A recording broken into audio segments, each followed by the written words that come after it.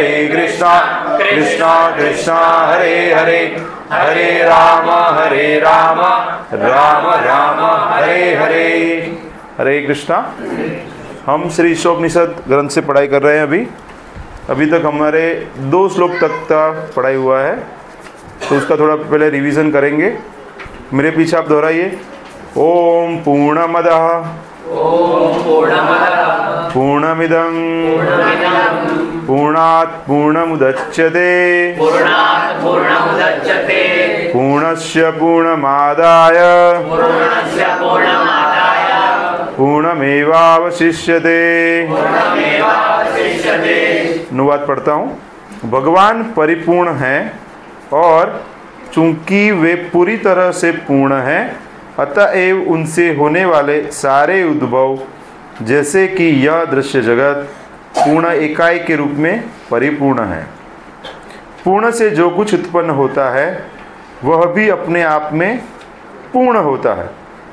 चूंकि वे संपूर्ण हैं, अतएव उनसे यद्यपि न जाने कितनी पूर्ण इकाइयाँ उद्भव होती हैं, तो भी वे पूर्ण रहते हैं। मतलब यहाँ बताने का मतलब है कि भगवान को अगर एक माना जाए तो एक में से एक निकलने के बाद भी एक रहता है, और एक के अंदर एक जुड़ने के बाद भी एक रहता है। मतलब भगवान कभी भी सभी भी अवस्था में पूर्ण ही रहते हैं।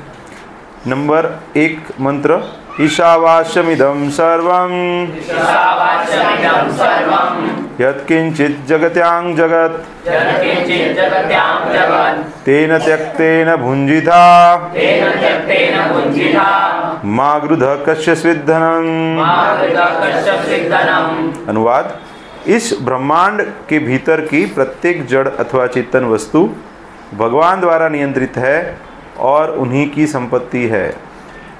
अतएव मनुष्य को चाहिए कि अपने लिए केवल उन्हीं वस्तुओं को स्वीकार करे जो उसके लिए आवश्यक है और जो उसके भाग के रूप में नियत कर दी गई है।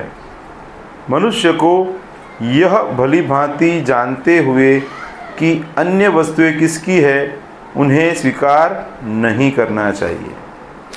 मतलब हमें अपनी चीज़ को जो भगवान ने हमारे लिए दिए वो इसके अंदर संतुष्ट होना चाहिए। मंत्र 2। कुर्वन्नेवेह कर्माणि जिजि विशेषतं समाः एवं त्वयि नान्यथेतोस्ते न कर्म लिप्यते नरे। अनुवाद। यदि मनुष्य इस प्रकार निरंतर कार्य करता रहे तो वह सैकड़ों वर्षों तक जीने की आकांक्षा कर सकता है, क्योंकि इस प्रकार का कार्य उसे कर्म के नियम से नहीं बांधता। मनुष्य के लिए इसके अतिरिक्त कोई दूसरा मार्ग नहीं है। अभी हम आज मंत्र 3 से आगे पढ़ाई करेंगे। तो सबसे पहले उसका अनुवाद देखते हैं, उसके बाद फिर मंत्र पढ़ेंगे हम। असूर्याः असुरों के निमित्त नाम से प्रसिद्ध ते वे लोकाः ग्रह अंधेन अज्ञान से तमसा अंधकार से आवृत्ताः ढके हुए तान उन लोगों को ते वे प्रेत्य मृत्यु के बाद अभिगच्छन्ति प्रवेश करते हैं। ये जो कोई के हरेक च तथा आत्महनः आत्मा का हनन करने वाले जनाः व्यक्ति। तो अभी मैं एक बार श्लोक पढ़ूंगा, उसके बाद मेरे पीछे आप दोहराएंगे। असूर्या नाम ते लोका असूर्या नाम ते लोका अंधेन तमसावृताः अंधेन तमसावृताः असूर्यानाम ते लोका अंधेन तमसावृताः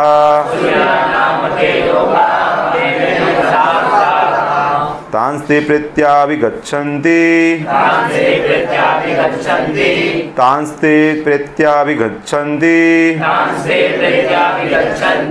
तांस्ते प्रत्याभिगच्छन्ति ये के चात्महनो जनाः ये के चात्महनो जनाः ये के चात्महनो जनाः असूर्या नाम ते लोका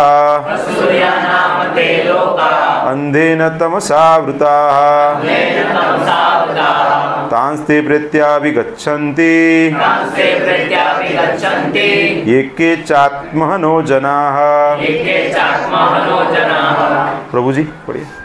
असूर्यानाम ते लोका असूर्यानाम ते लोका अंधेन तमसावृताः अंधेन तमसावृताः तांस्ते प्रेत्याभिगच्छन्ति तांस्ते प्रत्याभिगच्छन्ति ये के चात्महनो जनाः ये के चात्महनो जनाः।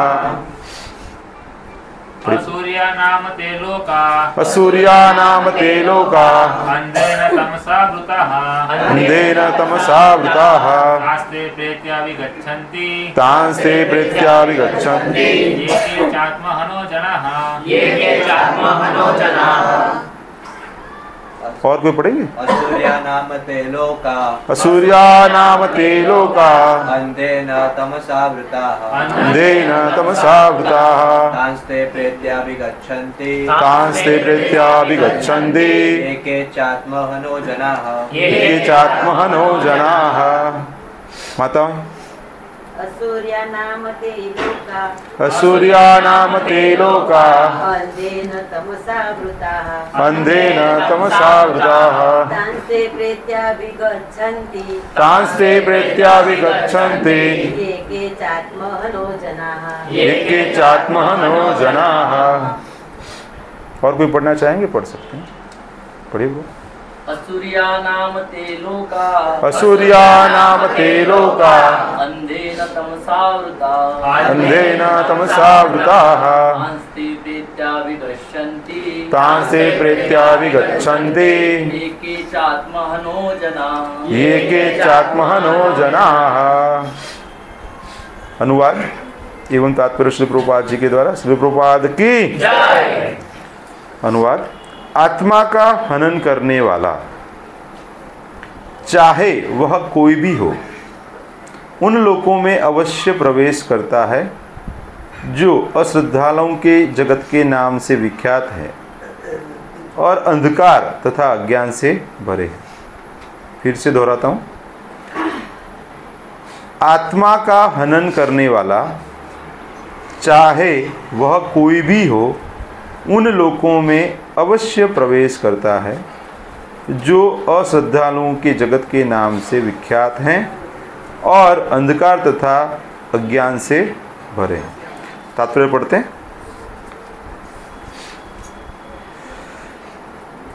मनुष्य जीवन अपने भारी उत्तरदायित्वों के कारण पशु जीवन से भिन्न होता है। जो लोग इन दायित्वों से अवगत हैं और उसी भाव से कार्य करते हैं वे सूर यानी कि दैवी व्यक्ति कहलाते हैं, और इन दायित्वों की अवहेलना करते हैं या जिन्हें इनकी जानकारी नहीं रहती वे असुर कहलाते हैं। सारे ब्रह्मांड में यही दो प्रकार के मनुष्य पाए जाते हैं। ऋग्वेद में कहा गया है कि सूर लोग सदैव भगवान विष्णु के चरण कमलों को लक्ष्य बनाते हैं और तदनुसार कर्म करते हैं। उनका मार्ग सूर्य के पथ के ही समान दैदीप्यमान रहता है।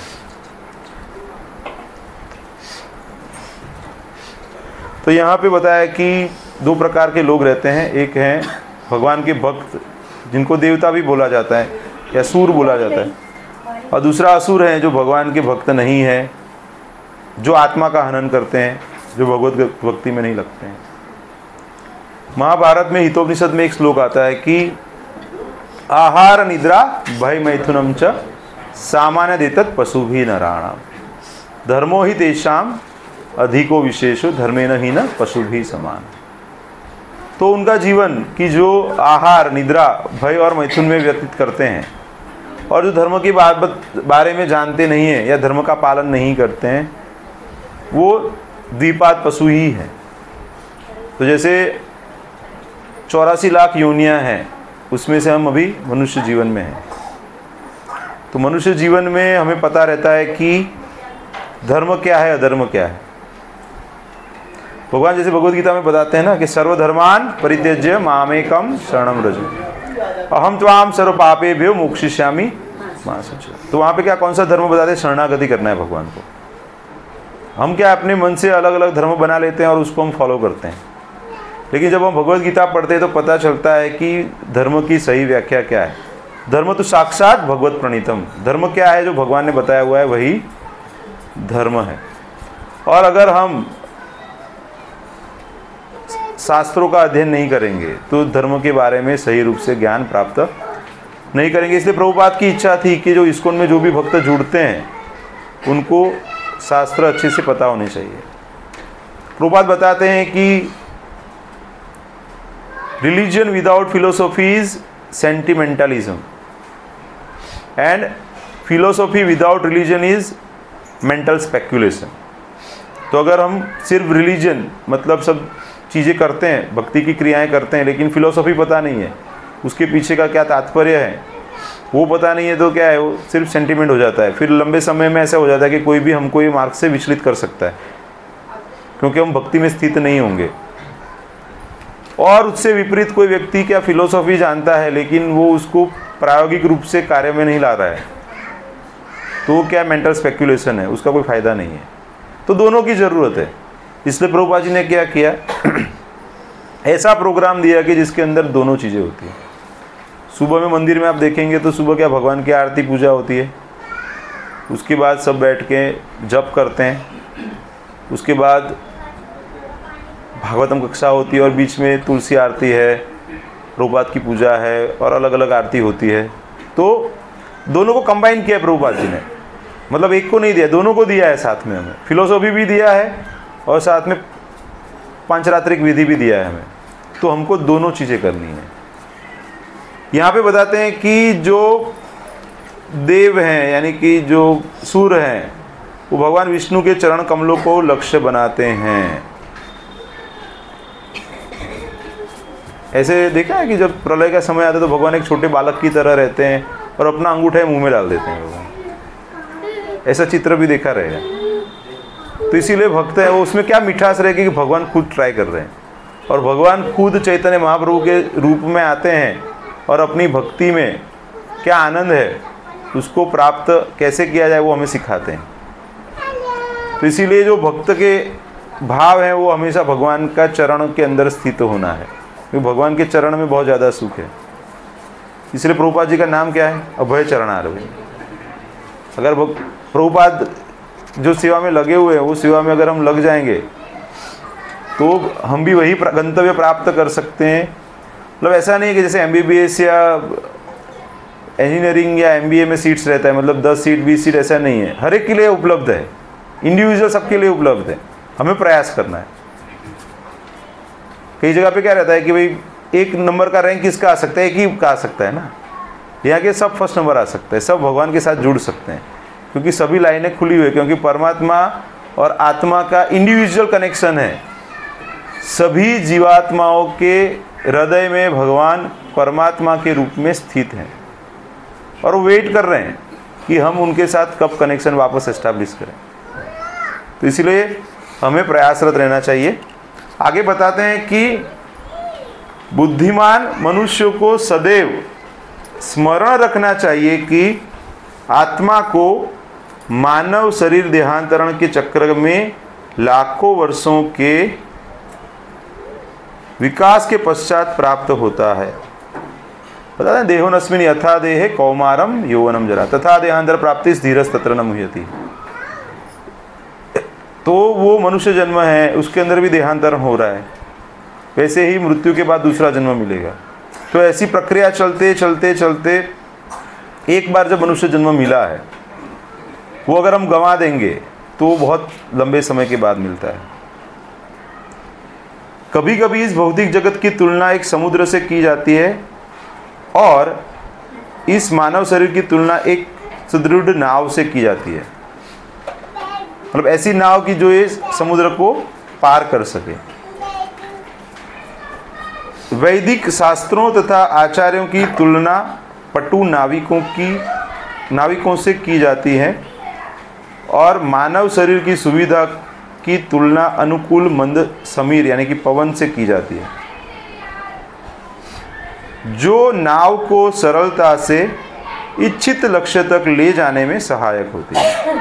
से बताते ना, बहुनाम जन्मनामन्ते ज्ञानवान माम प्रपद्यते वासुदेव सर्वमिति स महात्मा सुदुर्लभ।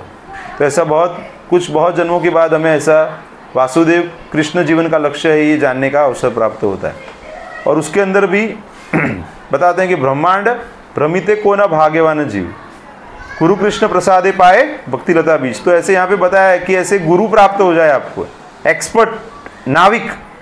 मनुष्य देह क्या बताया गया है, यहाँ पे नाव बताया गया है और ये समुद्र है, बहुत बड़ा समुद्र है। तो यहाँ पे अगर इन समस्त सुविधाओं के होते हुए भी कोई मनुष्य अपने जीवन का पूर्ण उपयोग आत्म साक्षात्कार के लिए नहीं कर पाता तो उससे आत्महा अर्थात आत्मा का हनन करने वाला समझना है। तो यहाँ पे जो श्लोक में बताया ना कि आत्मा का हनन करने वाला, तो आत्मा का हनन करने वाला कौन है कि जो व्यक्ति मनुष्य शरीर प्राप्त करके मनुष्य देह में रहते हुए मनुष्य जीवन में जो उपलब्धि है उसको छोड़ के पशु जीवन में जो उपलब्धि है वो उपलब्धियों को प्राप्त करने के लिए प्रयास करता है, तो उसको क्या बोलते हैं, आत्महा, मतलब आत्मा का हनन करने वाला। आत्मा का तो ऐसे हनन नहीं हो सकता है, लेकिन आत्मा का हनन का मतलब क्या है, अधोगति होती है, उससे उन्नति होनी चाहिए। आत्मा का क्या है, भगवान के नज़दीक जाना चाहिए हमें। उसके बदले यहाँ पे क्या बताया कि अगर हम मनुष्य जीवन का सदुपयोग नहीं करेंगे तो क्या होगा, आत्मा का हनन होना चाहिए, ऐसा बता रहे हैं। श्री ईशोपनिषद स्पष्ट रूप से चेतावनी देती है कि आत्मा के हत्यारे के लिए सदा दुख भोगने के लिए अज्ञान के गहनतम अंधकार में प्रवेश करना निश्चित है। तो यहाँ पे बताया ना,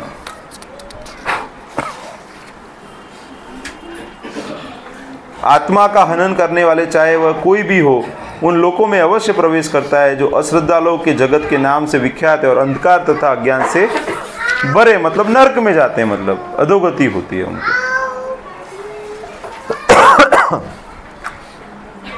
यद्यपि सुकर, कुकर, ऊंट, गधे इत्यादि की आर्थिक आवश्यकताएं उनको उतनी ही महत्वपूर्ण है जितनी हमको हमारी आवश्यकताएं हैं। मतलब सबको अपनी ज़रूरतें रहती हैं, तो हमारी भी हमको इम्पोर्टेंट लगती है। जैसे अभी मैं हॉस्पिटल में हूँ तो कई बार कोई पेशेंट आ जाते हैं तो वो बोलते हैं हमारा बिल कितना हो गया है, उसको आर्थिक समस्या है। अभी किसी को बच्चे की स्कूल की फीस बनी तो उसके लिए वो समस्या है। किसी को कोई और कार्य करना है तो उसको वो प्रायोरिटी रहता है। तो ऐसे पशु पक्षी हैं, उसको भी उनकी प्रायोरिटी अलग है। तो जिसकी जो प्रायोरिटी है उसको वही प्रायोरिटी लगता है। अभी चींटी है, अभी चींटी को मारने के लिए कोई पीछे लगा हुआ है तो उसका जीव बचाने के लिए तो वो अपने आप को बचाने के प्रयास करेगी ना, तो उसके लिए वो प्रायोरिटी है।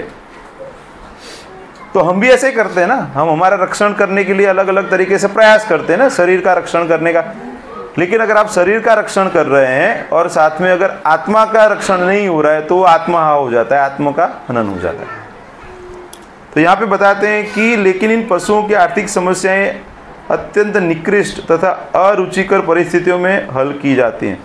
मनुष्य को प्रकृति के नियमों द्वारा आरामदायक जीवन यापन के लिए सारी सुविधाएं प्रदान की जाती हैं, क्योंकि मानव जीवन पशु जीवन की तुलना में अधिक महत्वपूर्ण तथा मूल्यवान है। अभी आप समझिए कि यहाँ पे प्रभुपाद जी क्या बताने का प्रयास कर रहे हैं कि पशु हैं उनको सब चीज़ें प्राप्त करने के लिए तकलीफ हो सकती है। मतलब हमारे में से कितने ऐसे कि भाई सुबह उठ कर खाना मिलेगा कि नहीं, कितने हैं कोई ऐसे? वो हमको तो क्या है कि ऊपर से ऐसी स्थिति आ गई कि हेल्थ के लिए उपवास करना जरूरी हो गया है। ज़्यादा मात्रा में सब चीज़ें अवेलेबल है अभी, है कि नहीं सबके पास? किसी को ऐसा कोई प्रॉब्लम है यहाँ पे कोई है उपलब्ध कि भाई आज खाने का नहीं मिलेगा, आज कहाँ से खाने? सबके पास व्यवस्था है। तो पशु को वो प्रॉब्लम रहता है कि खाएंगे क्या, मतलब और लोग उनको मार सकते हैं ना, वो भी डर है। हमारा ऐसा कोई डर है क्या? नहीं है, हमें ऐसा डर नहीं है ना, हम फ्रीली लाइफ जी सकते हैं। आगे बताते हैं कि तो मनुष्य को शुकर तथा अन्य पशुओं की अपेक्षा श्रेष्ठ जीवन क्यों दिया गया है? अभी हमें इनसिक्योरिटी से बाहर निकाल दिया गया है ना, उनको इनसिक्योरिटी है कि हर रोज खाना मिलेगा कि नहीं। वो शेर है, जंगल का राजा बोला जाता है, लेकिन उसको भी शिकार करना पड़ता है, भूखा रहता है कई बार। तो जंगल का राजा जो मेल लायन रहता है ना, वो एंड समय में शिकार नहीं कर पाता है, वो भूखा मर जाता है। ऐसी स्थिति है। वो पशु जीवन में ऐसा ही है, लेकिन ऐसे मनुष्य जीवन में ऐसा नहीं है ना कि भाई अरे वो खाना नहीं मिला मर गया। ऐसे बहुत रेयरली होता है, मतलब कोई रेयर केस में होता रहेगा। बाकी ज़्यादातर सबको खाना मिलता है। वो ऐसी स्थिति कई बार नहीं रहती कि खा सकते हैं, लेकिन वो सबको खाना मिल जाता है। रहने के लिए घर सबको ज़्यादातर मिल जाता है। बहुत कुछ ऐसे कर्म रहेंगे तो शायद ऐसी स्थिति का निर्माण होता है। अदरवाइज सबको भगवान ज़्यादातर ये बेसिक चीज़ें अच्छे से दे देते हैं। तो बताया कि एक उच्च पद वाले सरकारी कर्मी को एक सामान्य क्लर्क की अपेक्षा बेहतर सुविधाएं क्यों दी जाती है? वो जो मैनेजर रहेगा, आईएएस रहेगा या कोई ऑफिसर रहेगा, उसको एसी कैबिन देते हैं, उसके लिए सब सेवा में सब चीज़ें उपलब्ध रहती है, गाड़ी रहती है, ड्राइवर रहता है। तो वो उसको कुछ ज़्यादा जिम्मेदारी है ना। वो क्लर्क को वो सब जिम्मेदारी नहीं रहती है, वो सिंपल काम रहता है, उसको बाहर बैठा रहता है, वो उसका बॉस ने बोला तो उसके हिसाब से काम करना रहता है उसको। इसी प्रकार मनुष्य को पशुओं की अपेक्षा उच्चतर कर्तव्यों का पालन करना होता है, जबकि पशु सदैव अपना भूखा पेट भरने मात्र में लगे रहते हैं। तो अब प्रभुपाद जी और डिटेल में बता रहे हैं कि अभी उनको तो पशु की तरह ही है, निम्न योनि है, तो उसको तो क्या वही खाना पीना वही मेन चीज़ है उसके लिए। फिर भी आधुनिक आत्माघातिनी सभ्यता से भूखे लोगों की समस्याओं में केवल वृद्धि ही हुई है। मतलब जो मॉडर्न सिविलाइजेशन का जो प्रोग्रेस हो रहा है उसकी बात प्रभुपाद जी बता रहे हैं। आत्माघातिनी सभ्यता ऐसे बताया, मतलब सेल्फ डिस्ट्रक्शन हो रहा है, आत्मा का हनन हो रहा है। जब हम किसी आधुनिक सभ्य पुरुष मनुष्य रूपी सजे धजे पशु के पास पहुंचते हैं और उससे आत्म साक्षात्कार में रुचि लेने के लिए कहते हैं, तो वह इतना ही कहना चाहेगा कि वह केवल अपने उदर की क्षुधा शांति के लिए काम करना चाहता है और एक भूखे मनुष्य को आत्म साक्षात्कार की कोई आवश्यकता नहीं। बहुत इंपॉर्टेंट चीज़ बताई है। इससे आगे भी स्थिति है। अभी तो लोगों को खाने के लिए भी टाइम नहीं है, लोग इतना फास्ट लाइफ जी रहे हैं। चलो मान लिया कि कोई मनुष्य है, वो शारीरिक भावना में जिंदा है और खाने पीने के लिए पशु की तरह जीवन जी रहा है, ऐसा मान लेते हैं हाइपोथेटिकली, तो एटलीस्ट वो खाना तो खाएगा टाइम पे, भूख लगेगी। अभी क्या हो गया है कि लोग इतना व्यस्त हो गए हैं कि समय पे खाना भी प्राप्त नहीं कर रहे, समय पे सोना भी प्राप्त नहीं कर रहे। ऐसा है ना, कितने लोग मानते हैं ऐसा? ऐसी स्थिति है। अच्छी बात है आप इधर हैं तो आपको पता चल रहा है, अच्छी बात है। नहीं, वो पता होना और सही रूप से पता होना में डिफरेंस है। भगवद गीता में आत्मा है ना, कोई आत्मा को ऐसा जानता है, कोई उसको जान के भी नहीं जानता है। ऐसा आश्चर्यवत देखता है, आश्चर्यवत सुनता है, लेकिन उसको देखने के बाद भी नहीं हम समझ सकते उसका स्वरूप कैसा है। जैसे कि हमको सबको पता है कि we are not this body, we are spirit soul, लेकिन अभी तक हमारा पूर्ण रूप से अनुभव नहीं है, क्योंकि हम पूर्ण रूप से हम आत्मा के स्वरूप में स्थित नहीं हैं। अभी भी हम ज़्यादातर समय हम शरीर है वही अवस्था में अपने आप को जानते हैं और वैसे ही हम कार्यान्वित होते हैं। ज़्यादातर समय हमारा वैसा ही निकल जाता है, क्योंकि हम ऐसी चेतना में रहते हैं। जब हम भक्तों के संग में रहते हैं तब थोड़े समय तक हमको वो चेतना रहती है कि हमें भगवान की भक्ति करनी है, हम भगवान के दास हैं, तो वो सब स्थिति थोड़ा समय तक रहती है। लेकिन जैसे ही हम कर्मी लोगों का संग करते हैं, इसलिए बोला जाता है ना कि ज़्यादा से ज़्यादा भक्तों का संग करना चाहिए, क्योंकि जब हम भक्तों का संग करेंगे तो धीरे धीरे हमारी जो सुसुप्त कृष्ण भावनामृत है, जो अवस्था है, वह जागृत होगी। अभी हम कीर्तन क्यों नहीं कर पाते हैं? चैतन्य महाप्रभु क्या बताते हैं? तृणादपि सुनीचे न तरोरपि सहिष्णुना अमानिना मानदेना कीर्तनीय सदा हरि। तो अभी हमारे अंदर वो गुण आए नहीं है ना अभी। उसका मतलब है कि काफ़ी अनर्थ है हमारे अंदर। तो अनर्थ निवृत्ति कैसे होगी? तो भक्ति के जो 9 स्टेप्स है उसमें सबसे पहला स्टेप क्या है? आदो श्रद्धा। पहले श्रद्धा होनी चाहिए। तो आप सब में श्रद्धा है, इसलिए तो आप इधर आए। तो इसलिए तो आप साधु संग करें, सब भक्तों को मिलते हैं, साथ में कीर्तन करते हैं, आरती करते हैं, प्रवचन सुनते हैं, साथ में प्रसाद ग्रहण करते हैं। साधु संग होगा तो क्या होगा? भजन क्रिया होगी। भजन क्रिया से क्या होगा? अनर्थ निवृत्ति होगी। हमारे अंदर अभी बहुत अनर्थ बचे, क्योंकि काफ़ी जन्मों से हमने वही काम किया है, अनर्थ इकट्ठा किया हमने। तो वो जब धुलेंगे कब? जैसे ज़्यादा साधु संग करेंगे, जितना ज़्यादा करेंगे। क्योंकि मुझे पता है मेरे अंदर बहुत अनर्थ हैं, सबको अपने अपने पता रहेंगे। कोई है पता नहीं, ऐसे हैं कोई? तो मिलेंगे, आप अंदर तैयारी कर। नहीं, ऐसे भी लोग हैं, वो हम कई बार समझाने का प्रयास करते हैं, बोले नहीं मैं में सब अच्छा है, मतलब उसको कोई नहीं समझा सकता है। जो कोई ऐसा समझ ले ना कि मैं तो वो गया, फिर उसका कुछ नहीं हो सकता है। पहले हमें समझना पड़ेगा हमारी अपूर्णता क्या है। हम अपूर्ण हैं, वो स्वीकार करेंगे तो पूर्ण के पास जाने का प्रयास करेंगे। लेकिन जब हम अपने आप को पूर्ण समझ लेंगे तो फिर हम कभी भी पूर्ण नहीं हो सकते हैं, क्योंकि हमारी शुरुआत गलत हो जाती है ना। पहले तो हमारी अंदर जो गलतियां हैं, जो हमारे जो पुराने बुरे कर्म है, उसको स्वीकार करेंगे, तब तो हम रिपेंट करेंगे, तब तो हम भगवान से क्षमा मांग सकते हैं कि भगवान हमने कुछ गलत किया इसलिए हम ये स्थिति में हैं, तो ये स्थिति से आप बाहर निकलें। क्योंकि भगवान के सिवा कोई ऐसी स्थिति नहीं है कि कोई हमें इसमें से बाहर निकाल सके। भगवान ही ऐसे हैं, या भगवान के बड़े कोई भक्त रहेंगे, उनकी कृपा से ही हम बद्ध जीवन से मुक्त हो सकते हैं। तो ऐसा एक स्तर आता है जैसे जिसको बोलते हैं जीवन मुक्त स्तर। तो जैसे हम भक्तों के संग में बहुत अच्छे से भक्ति करेंगे तो एक स्तर ऐसा आ जाएगा कि शरीर में रहते हुए भी हम मुक्ति का अनुभव करेंगे। तो कितने लोगों को ऐसी स्थिति प्राप्त करनी है? सबको करनी है, अच्छी बात, मुझे भी प्राप्त करनी है। तो ये उपलब्ध है। जैसे ये शरीर में, ये भौतिक जगत में रहते हुए भी जब हम तीव्र रूप से भक्ति करते हैं तब हम उसको टेस्ट कर सकते हैं। आपने कभी ना कभी ऐसा टेस्ट किया रहेगा, क्या है कि नहीं? जब आप भक्तों के संग में रहते हैं तब आपके सारे स्ट्रेस चले जाते हैं, सारे प्रॉब्लम्स चले जाते हैं। आपको ऐसा लगता है कि अभी कोई प्रॉब्लम नहीं है। अभी जो अटेंटिवली सुन रहे, तो अभी वो अनुभव आपको हो रहा होगा, क्योंकि अभी कृष्ण के बारे में बात हो रही है ना।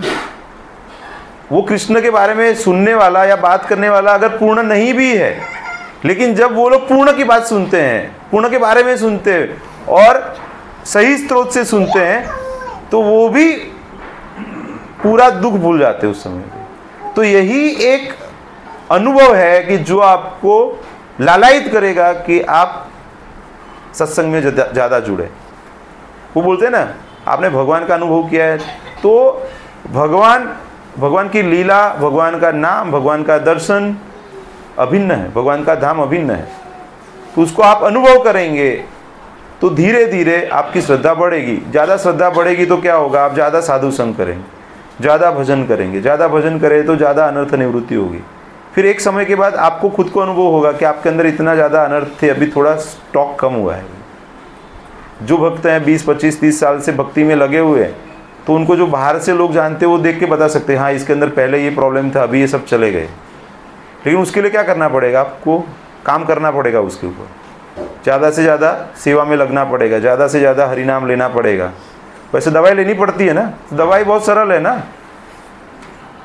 भगवान ने क्या किया है? नाम नामकारी बहुधा निज सर्वशक्ति तत्रार्पिता नियमित स्मरणेन कालः एतादृशी तव कृपा भगवन् ममापि दुर्देव मिदृशम मिहार जनिना अनुराग। तो भगवान ने तो बहुत नाम दिए हैं, लेकिन अभी हमें रुचि नहीं आ रही है। रुचि आ रही है हमें अभी? कोई है अभी 24 घंटा नाम लेने वाला? कोई नहीं है ना, हमें रुचि नहीं आती। हम 16 माला ही कर लेते हैं, कभी 32-64 कर लिया तो हमें वो एक ईगो आ जाता है कि हमने कर लिया है, रोज ही 64 माला कर लिया है अभी। तो कहने का मेरा मतलब क्या है कि अभी हमें 24 घंटा भगवान का नाम लेने में रुचि नहीं है, क्योंकि बाकी चीज़ों में हमें रुचि है, इसीलिए उसमें रुचि नहीं है ना। तो इसीलिए हमें उन्नत भक्तों का संग करना चाहिए, उनकी सेवा करनी चाहिए। इसलिए जब भी बड़े बड़े भक्त आते हैं, महाराज आते हैं, साधु आते हैं, तो हम उनका संग करते हैं, उनसे सुनते हैं। ऐसे बताया जाता है नारद मुनि के संग में आने के बाद काफ़ी लोगों का कल्याण हो गया। तो भी ऐसे उनके प्रतिनिधि के रूप में और बड़े बड़े भक्त आते हैं, तो जब हम उनसे सुनते हैं, उनकी सेवा का मौका लेते हैं। यहाँ पे भी काफ़ी उनको हम इनवाइट करते हैं, उनसे भी हम यहाँ पे भी सुनते हैं। लास्ट क्लास में कितने लोग आए थे, भक्त आए थे? केशव श्याम सुंदर प्रभु थे। मेरी तबीयत अच्छी नहीं थी, गला अच्छा नहीं था, तो प्रभु जी को सेवा का मौका मिला था यहाँ पे। उत्साह देखा है उनका आपने? देख के बनता है ना ऐसे। तो आपको भी उनको देख के ऐसा होना चाहिए कि हमारे अंदर भी ऐसा उत्साह कब आएगा। ऐसा आप सोचोगे तो आ जाएगा, समझ रहे हैं आप? इच्छा करनी है। जो भक्त है ना, उनके अंदर जो अच्छा गुण है ना, उसको देख के आपको प्रसन्न होना चाहिए और आपको भगवान को प्रार्थना करनी चाहिए कि मुझे भी ऐसा उत्साह करना है। तो मैं प्रभु को काफ़ी सालों से पहचानता हूँ, मैंने देखा है उनका उत्साह बढ़ता ही रहता है, कभी भी कम नहीं होता है। तो ऐसे भक्तों का हमको संग करना चाहिए। आगे बताते हैं कि जब हम किसी आधुनिक सभ्य मनुष्य रूपी सजे धजे मनुष्य के पास पहुंचते हैं, तो उससे आत्म साक्षात्कार में रुचि के लिए कहते हैं, तो वह इतना ही कहना चाहेगा कि वह केवल अपनी उदर की क्षुधा शांति के लिए काम करना चाहता है और एक भूखे मनुष्य को आत्म साक्षात्कार की कोई आवश्यकता नहीं। मतलब शारीरिक धरातल पे वो कार्य करता है। किंतु प्रकृति के नियम इतने क्रूर हैं कि पेट पालन के लिए कठोर श्रम करने के लिए उत्सुक रहने पर और आत्म साक्षात्कार की आवश्यकता की भर्त्सना करने पर भी उसे बेरोजगारी का प्रश्न सदैव भयभीत करता रहता है। बड़ी बात हो गई ना यहाँ पे। सबसे बड़ा सिस्टम प्रभुपाद जी ने क्या बताया पता है? अभी आपने देखा इस्कॉन में भक्त सादा कपड़ा पहनते हैं, ऐसे कोई हाई फाई कपड़े नहीं पहनते। तो अगर आप इस्कॉन को अच्छे से समझते हैं और उसका धीरे धीरे आप फॉलो करना चालू करते हैं, तो आपका लाइफ सिंपल हो जाता है। And where your life become simple, your necessity decreases. तो अगर आपकी इनकम कम भी रहेगी ना, तो भी आप संतुष्ट जीवन यापन कर सकते हैं। ये मेरा खुद का अनुभव है। भले ही आपकी इनकम बढ़ती रहे, लेकिन आपका जो जीवन धोरण है ना, वो आप मर्यादित रखते हो, जिसकी वजह से आपको कभी भी कोई चीज़ कम है ऐसा अनुभव नहीं होता है। उसके लिए आप भगवान का धन्यवाद करते रहते हैं, और जो आपके पास ज़्यादा है वो भगवान की सेवा में लगा सकते हैं। लेकिन अगर कोई कर्मी व्यक्ति है, तो उसको क्या होता है कि उसको और चीज़ें प्राप्त करने के लिए वो और ज़्यादा प्रयास करता रहता है, और वही प्रोसेस में वो कभी भी संतुष्ट नहीं हो सकता है।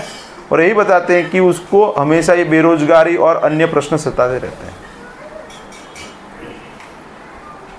समझ रहे हैं आप? इसीलिए प्रभुपाद जी बताते हैं कि if you have some land and a milk cow, then you can live peacefully. अभी सबको ये पास ये उपलब्ध नहीं है अभी, क्योंकि ऐसी स्थिति नहीं, सिटी में रह रहे हैं। लेकिन आप जहाँ पे भी स्थित हैं, अगर आप 20-25 हज़ार भी कमा रहे हैं, तो भी आप भगवान की सेवा में लगे हैं, तो आप वो उसको आराम से जी सकते हैं। लेकिन अगर आप भगवान की सेवा में नहीं लगे हैं, तो बाहर के लोगों को देख के आप भागते रहेंगे, और आपको 50,000 लाख रुपए भी मिलेंगे ना, तो भी आप संतुष्ट नहीं हो पाएंगे। तो ये सबसे बड़ा बेनिफिट है भक्ति करने का, क्योंकि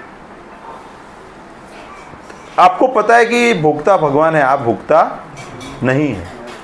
भगवद गीता में 5वें अध्याय में 29वें श्लोक में बताते हैं ना, भोक्ताराम एकतपसाम सर्वलोक महेश्वरम श्रुतम सर्वभूतानाम ज्ञात्वा शांति रुचि। तभी हम शांति प्राप्त कर सकते हैं, क्योंकि भगवान भोक्ता है, आप भोक्ता नहीं है। भगवान आपके हृदय में स्थित है मित्र के रूप में। तो जितना आप भगवान के साथ मित्रता बढ़ाएंगे, उतना आप पीसफुल रहेंगे, और जितना आप भौतिक चीज़ों के लिए प्रयास करेंगे, आपकी जो जिम्मेदारी है उसके लिए कुछ न कुछ तो कार्य करना पड़ेगा आपको, वो कार्य करना है, नियत कर्म है आपका। लेकिन उसके बाद जो फल मिलता है उसके लिए आप आशा नहीं करते हैं। जैसे मैं आईसीयू में कार्य करता हूँ तो हमारे काफ़ी पेशेंट्स आते हैं तो क्रिटिकल रहते हैं, वो कुछ पेशेंट अच्छे होते हैं, कुछ अच्छे नहीं होते हैं। तो जब अच्छे होते हैं तो मतलब रिलेटिव्स आके आप भगवान हो, आप जैसे हैं वैसे हैं, पैर में पड़ जाते हैं। और कई बार अगर अच्छे नहीं होते तो गाली भी दे सकते हैं ना। तो मैं क्या करता हूँ कि वो पहले दिन आते जब क्रिटिकल रहते तो 1 घंटा बिठा के सब समझा देता हूँ, और फिर अच्छा होने के बाद बोलते हैं ना आप भगवान हो, तो बोलो भगवान मैं नहीं हूँ, भगवान ऊपर वाला ही है, उसने अच्छा किया है, वो हमको निमित्त बनाता है। तो जब आप क्रेडिट नहीं लेते तो प्रॉब्लम नहीं आता है, तो जब डेथ होता है तब भी प्रॉब्लम नहीं आता है। समझ रहे हैं आप? तो आप आपका नियत कर्म भगवान के आनंद के लिए कीजिए। भगवान की इच्छा रहेगी तो सफलता मिलेगी, भगवान की इच्छा नहीं रहेगी, भगवान ने सोचा रहेगा कुछ और अल्टरनेटिव प्लान है आपके लिए। प्रभुपाद थे तो प्रभुपाद जब गृहस्थ थे तो ऐसी स्थिति का निर्माण प्रभुपाद जी के लिए भगवान ने किया कि एक दिन वो घर छोड़ के भगवान की सेवा में पूर्ण रूप से लग गए। उन्होंने भगवत गीता की प्रत को इंग्लिश में ट्रांसलेट किया था, सब घर पे रखा हुआ था। और वो जब वापस आते हैं तो उनके जो धर्मपत्नी है उनको पूछते हैं कि वो आपने देखा, तो बोले वो तो मैंने चाय वाले को दे दिया है। वो एक्सचेंज में वस्तु विनिमय रहता है ना, वो चाय पी रहे थे। तो प्रभुपाद जी ने बोला कि फिर आपके लिए क्या ज़्यादा ज़रूरी है, मेरी ज़रूरत ज़्यादा है या चाय की ज़रूरत ज़्यादा है आपके लिए? तो उनके पत्नी ने बोला कि भी मैं चाय तो नहीं छोड़ सकती, मतलब इनडायरेक्टली उन्होंने बोला कि आप नहीं होगे तो चलेगा, क्योंकि मैं चाय नहीं छोड़ सकती। तो भगवान ने ऐसा निर्माण किया था ना, तभी तो प्रभुपाद हमें प्राप्त हुए ना, अगर वो नहीं तो वहीं पे रहते थे। तो जीवन में कभी ऐसी कोई स्थिति का निर्माण होता है कि जो आपको अच्छी नहीं भी लगती है, तो भगवान की योजना का भाग है ना। प्रभुपाद जी ने बहुत संघर्ष किया भारत में, झांसी चले गए, इधर चले गए, उधर चले गए, बहुत प्रयास किया, सफल नहीं हो पाए। ऐसा थोड़ी है कि वो सफल नहीं हो सकते थे ना इधर भी। कृष्ण की इच्छा ही नहीं थी कि वो इधर सफल हो, तो इसलिए फिर कहाँ पे चले गए? वो न्यूयॉर्क चले गए, क्योंकि प्रभुपाद की इच्छा थी कि वहीं पे जाके काम करना है उनको। तो अगर आप कहीं पे भी सफल नहीं हो रहे हैं प्रयास करने के बावजूद, तो आपको ये सोचना चाहिए कि भगवान की इच्छा कुछ और है आपके लिए। लेकिन आपके प्रयास जो भक्ति कर रहे हैं उसको बंद नहीं करना है। जैसे समझिए तो ये प्रोग्राम जो चल रहा है वो आज से 4 साल पहले चालू हुआ था, 4-5 साल पहले चालू हुआ था, 2018 5 साल पहले चालू हुआ था। बीच में कोरोना आ गया, 2 साल बंद रहा, फिर से रिस्टार्ट हो गया। तो नन रेसिडेंसी में होता था, फिर यहाँ पे हुआ। तो कैसे भी करके हम उसको कैसे करना है उसके बारे में सोचते। बीच में भक्तों के घर पे भी प्रोग्राम करते हैं, संडे प्रोग्राम भी करते हैं। तो हमारा लक्ष्य क्या है? हमारा लक्ष्य है भक्ति, हमारा लक्ष्य स्थल नहीं है। आप समझिए, जब हम कोई एक चीज के लिए वो हो जाएंगे ना कि नहीं ऐसे ही होना चाहिए, कृष्ण की योजना अलग है, वो हमारी योजना से अलग है, तो उसकी योजना को हम स्वीकार कर लेंगे ना, तो हम अच्छे से आगे बढ़ पाएंगे। कई बार हम क्या बोलते हैं कि हमारी योजना है, उसको कृष्ण पार पाड़े। होता है ना कई बार, वो हमारा पेशेंट ने सारू करी दे। ऐसे हमारे पेशेंट के रिलेटिव्स यही बोलते हैं। तो मैं ऐसे बोलता हूँ ऐसे प्रार्थना मत करो, ऐसे प्रार्थना करो कि जो उनके लिए अच्छा है वही करो। तो मेरे पिताजी को कैंसर था, माताजी पैरालिसिस था, तो मैंने कभी भी भगवान से ऐसी प्रार्थना नहीं की कि उनको अच्छा कर दो। मैंने हमेशा यही प्रार्थना की कि उनको भक्ति दो और मृत्यु के समय पे वो आपको याद करे, आपकी सेवा में लगे। तो दोनों के अंदर मैंने देखा कि मृत्यु के समय दोनों भगवान को याद करते हुए देव छोड़ पाए। तो वही जीवन की प्रसन्नता है। ये शारीरिक जो तकलीफें हैं, कष्ट हैं या कुछ भी है, वो सब चीज़ें टेम्पररी है। तो भगवान हमारा रक्षण करते हैं, मतलब आत्मा का रक्षण करते हैं, हमारा शरीर का नहीं करते। हमें वो ऐसा हो जाता है कि भगवान की इच्छा रहेगी तो शरीर का भी रक्षण करेंगे। जैसे प्रहलाद महाराज के उदाहरण में हम समझ सकते हैं कि उनका शरीर का भी रक्षण किया भगवान ने, उनका भक्ति का भी रक्षण किया। लेकिन हमारे अंदर ऐसे समझना चाहिए कि भगवान हमारी भक्ति का रक्षण करे, वैसे ही प्रार्थना करनी। मतलब कभी भी मृत्यु तो आने वाला है, लेकिन वो स्थिति में हम शारीरिक भाव में ना चले जाए, और हम आध्यात्मिक रूप से भगवान के भक्त के रूप में अपना जो स्वरूप है और जो भक्ति है उसको कदापि न छोड़े, वैसा भगवान हमारा रक्षण करे, उसके लिए हमें प्रार्थना करनी चाहिए। जो नए नए भक्त हैं उनको ऐसा लगता है कि भगवान क्या है कि मतलब ऑर्डर कैरियर है हमारे, वो भगवान को हम ऑर्डर देंगे कि भगवान धनम देही जन्म देही पुत्रम देही ये देही वो देही, भगवान तो हमारे फॉलो करेंगे, मतलब एक नारियल फोड़ेंगे 10 चीज़ें दे देंगे। तो ऐसा थोड़ी है, वो देवी देवता उसके लिए, भगवान उसके लिए नहीं। भगवान भक्ति प्राप्त करना है, भगवान की सेवा करना है, भगवान की प्रसन्नता करनी है, उसके लिए हमें भगवान को अप्रोच करना चाहिए। ऐसे हम हमारी मम्मी को कह, अरे मम्मी प्लीज़ खाना दे दो, ऐसे बोलते हैं कभी? मम्मी 2 चपाट मारेगी, अरे क्या है, क्या पागल हो गया क्या, खाना तो रोज मिलेगा ही ना, तुझे क्या खाना चाहिए, बोल मैं बना के देती हूँ।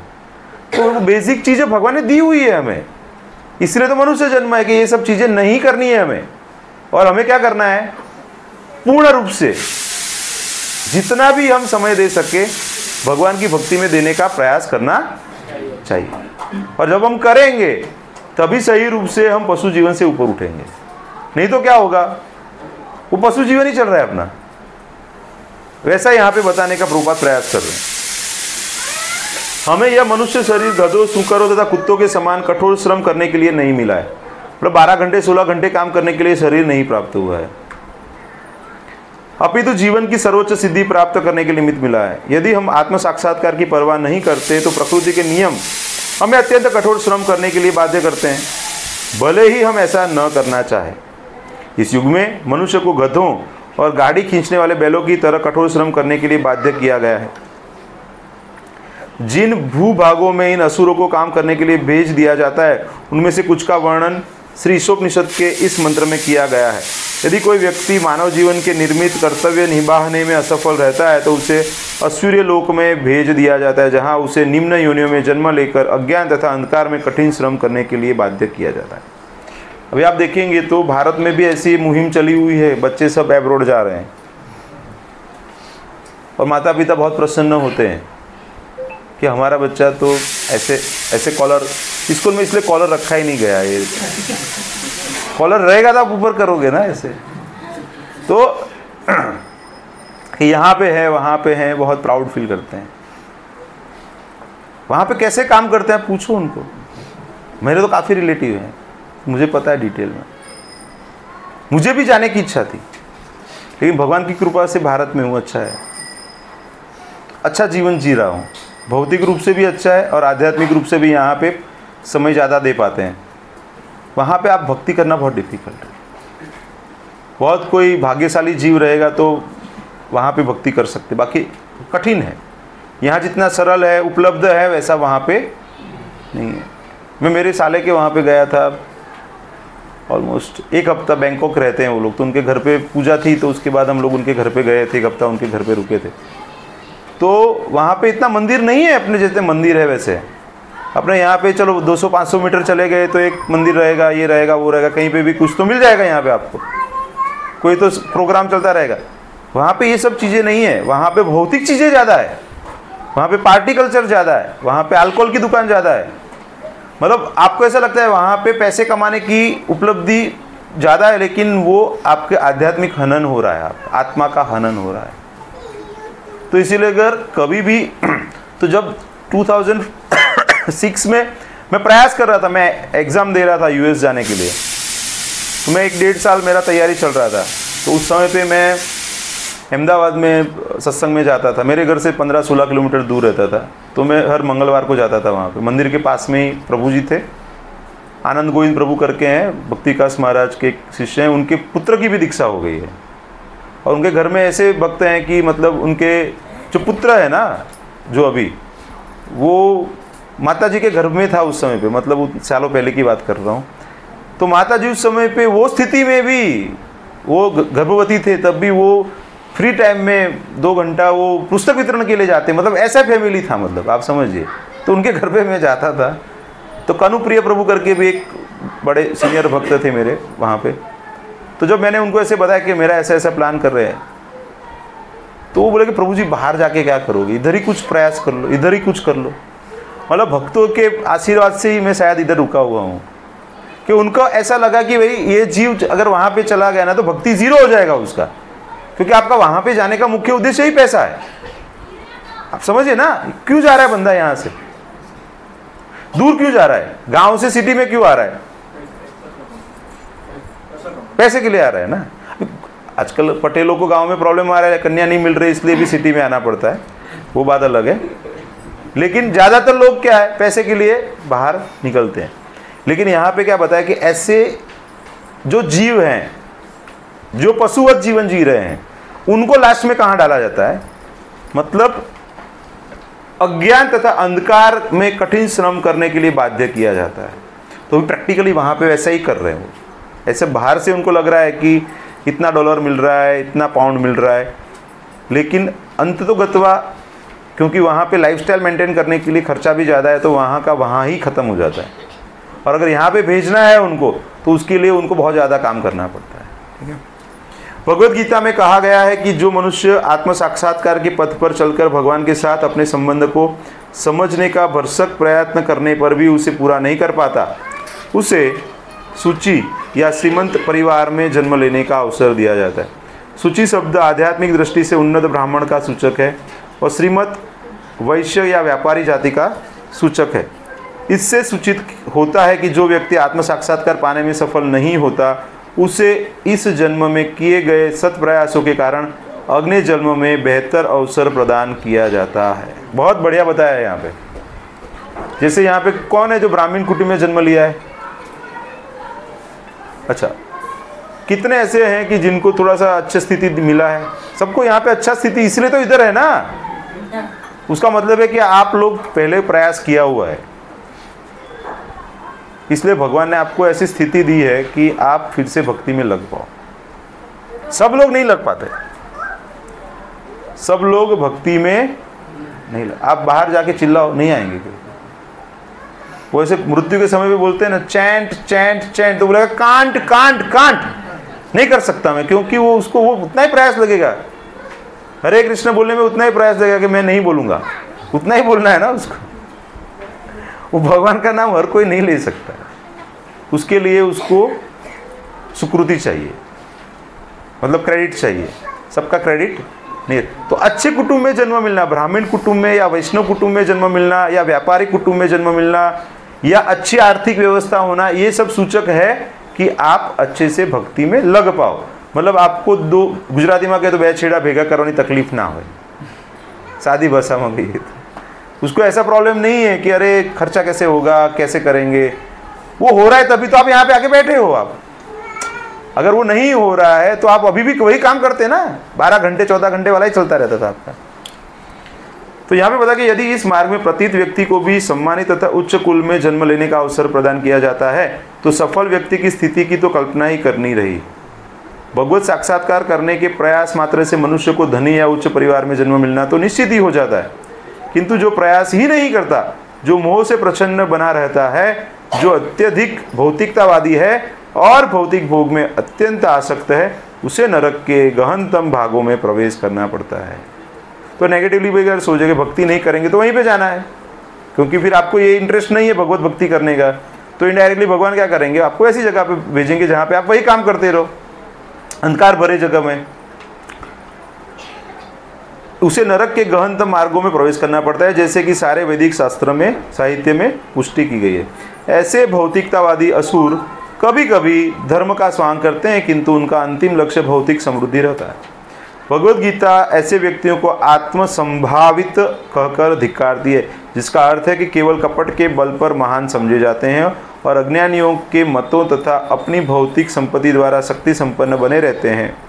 ऐसे काफ़ी लोग रहेंगे जो धर्म के नाम पे भी बिजनेस करते हैं और पैसा इकट्ठा करते हैं। ऐसे असुर जो आत्म साक्षात्कार तथा ईशावास्य अर्थात भगवान के सर्वव्यापक स्वामित्व के ज्ञान से विहीन है, निश्चय ही गहनतम अंधकारपूर्ण क्षेत्रों में प्रवेश करेंगे। अभी भले कैसी स्थिति हो, बाद में वो अंधकार में जाएंगे। इससे निष्कर्ष यह निकलता है कि मनुष्य होने के नाते हम केवल आर्थिक समस्याओं को डामाडोल धरातल पर हल करने के लिए नहीं बने हैं, अपितु प्रकृति के नियमों द्वारा जिस भौतिक जीवन में हम लापट के गए हैं, क्या शब्द यूज किया, लापट के गए, हमें डाला गया है फोर्सिबली, उसकी सारी समस्याओं को हल करने के लिए है। जैसे प्रभुपाद जी अपने गुरु महाराज को मिलते हैं पहली बार, तो प्रभुपाद जी उस समय पे तो भारत स्वतंत्र नहीं था ना, तो प्रभुपाद जी उनके गुरु महाराज को बताते हैं, भक्ति सिद्धांत सरस्वती महाराज को, कि अभी तो भारत स्वतंत्र नहीं है और आप धर्म की बातें कर रहे हैं, तो भारत को स्वतंत्र करना चाहिए। तो उन्होंने बताया कि ये तो चलता रहेगा, पहले अंग्रेज थे, उसके पहले मुस्लिम थे, उसके पहले कुछ और रहेगा, बाद में कुछ और रहेगा, कभी बीजेपी आएगा, कभी कांग्रेस आएगा, कभी आप आ सकता है, ये सब चलता रहेगा। मतलब you can not wait for the things to come, आपको उसके लिए अभी प्रयास करना पड़ेगा। और फिर प्रभुपाद जी शुरुआत में इंटरेस्टेड थे स्वतंत्रता संग्राम में, बाद में प्रभुपाद जी भक्ति में लगे और पूर्ण रूप से अपने आप को भक्ति में लगा दिया प्रभुपाद जी ने। तो वैसे ही हमें अलग अलग चीज़ें खींच सकती हैं भक्ति से दूर। जैसे हमें कभी भी लग सकता है कि परिवार की जिम्मेदारियां बहुत है हमारी। अभी हम कोई भक्तों को बोलते हैं ना, तो बोलते हैं प्रभु जी बस थोड़ू आप पति जाए ना, बस थोड़ू 2 वर्ष 5 वर्ष, वो कभी नहीं होता है, वो चालू ही रहने वाला है, वो सिस्टम ही ऐसा बनाया हुआ है। एक बार पढ़ाई हो जाए ना, बस अभी पढ़ाई थी जाए लगे, अभी शादी हो जाए बस, अरे फिर क्या वापस भक्ति करेगा, वो फंस जाएगा वो साइकिल में। तो जहाँ पे भी जो भी स्थिति में हो उसमें भक्ति में लग जाओ। आप ब्रह्मचारी है तो भी लग जाओ, गृहस्थ हैं तो भी लग जाओ, वानप्रस्थ हैं तो भी लग जाओ, सन्यासी हैं तो भी, जो भी अवस्था में हैं उसमें आप भक्ति में लग जाए, क्योंकि आप भक्ति में लगेंगे तो ही जीवन की पूर्णता है। नहीं तो क्या हो जाएगा, पशुवत जीवन जिएंगे, और पशुवत जीवन जिएंगे तो फिर हम तमसा अंधकार में आत्मघाती जीवन हो जाएगा हमारा।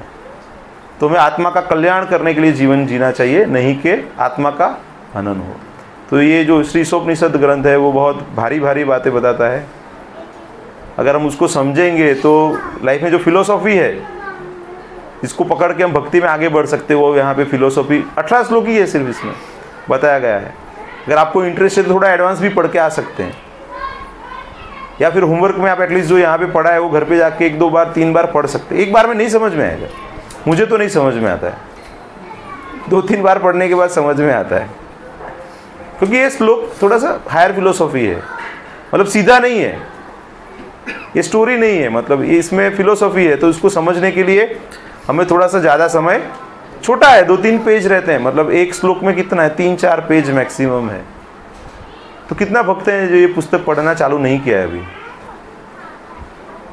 उनसे अभी मैं दंडवत प्रणाम करके बोलता हूँ कि आप मेरे पर कृपा करें और आप पढ़िए। इसके श्लोक थोड़े से कठिन है, इतने सरल नहीं है, लेकिन समझने का प्रयास कीजिए। अगर श्लोक याद रहते तो अच्छी बात है, एटलीस्ट उच्चारण कीजिए, उच्चारण करने से भी हमारी शुद्धि हो जाएगी, क्योंकि ये सब पवित्र है। जिसको पवित्र का संपर्क करेंगे तो हम भी पवित्र हो जाएंगे। हरे कृष्णा। किसी को कोई प्रश्न है तो पूछ सकते हैं। बहुत सिंपल, प्रभुपाद जी ने बहुत सिंपल कर दिया है हमारे लिए, जिसका तात्पर्य है कि पशु जीवन नहीं जीना है, मनुष्य जीवन जीना है, सरल कर दिया है। और अंधकार में नहीं जाना है, उजाले में जाना है हमें। और हमें अच्छे जीवन मिला है, अच्छा पैसों का प्रॉब्लम नहीं है, तो भक्ति में लगना चाहिए। बहुत सरल तरीके से प्रभुपाद जी ने बता दिया। कोई अनाउंसमेंट है प्रभु जी? हरे कृष्णा।